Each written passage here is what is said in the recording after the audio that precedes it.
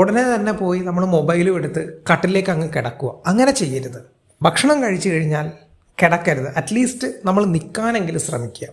അങ്ങനെ ചെയ്യുന്നതിൻ്റെ ഗുണം എന്താണ്? നമ്മുടെ ഗ്ലൂക്കോസ് ലെവൽ ഇൻ ബ്ലഡ് അതിനെ നമ്മളൊരു പരിധി കൂടുതൽ സ്പൈക്ക് ചെയ്യാനായിട്ട് അനുവദിക്കുന്നില്ല. സ്പൈക്ക് ചെയ്യുക എന്ന് പറഞ്ഞാൽ പലതവണ പറഞ്ഞതാണ്, കൂടാനായിട്ട് അനുവദിക്കുന്നില്ല. ഇത് ഡയബറ്റിക്കിനും പ്രീ ഡയബറ്റിക്കിനും വളരെ ഹെൽപ്ഫുള്ളാണ്. അപ്പോൾ ഇനി മുതൽ എന്ത് ചെയ്യുക? നിങ്ങൾ ഭക്ഷണം കഴിക്കുക. സ്റ്റൊമക്ക് അപ്സെറ്റ് ഉള്ളവരാണ് എന്ന് നിങ്ങൾക്ക് തോന്നുവാണെങ്കിൽ ഒരു 10 മുതൽ 15 മിനിറ്റ് റെസ്റ്റ് എടുക്കുക. അതിനുശേഷം ഒരു 10-15 മിനിറ്റ് ചുമ്മാ ഒന്ന് നടക്കുക. അതായത് ഇപ്പോൾ വീടിൻ്റെ തൊടിയിലേക്കൊക്കെ ഇറങ്ങി ചുമ്മാ ഒന്ന് നടക്കുക.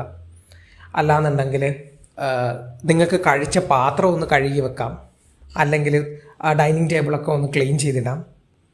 അങ്ങനെയൊക്കെ ചെയ്ത് കഴിഞ്ഞിട്ട് നമ്മുടെ ബ്ലഡ് ലെവലിലുള്ള ഗ്ലൂക്കോസിൻ്റെ ആ സ്പൈക്കിനെ നമുക്ക് കൺട്രോൾ ചെയ്യാൻ പറ്റും.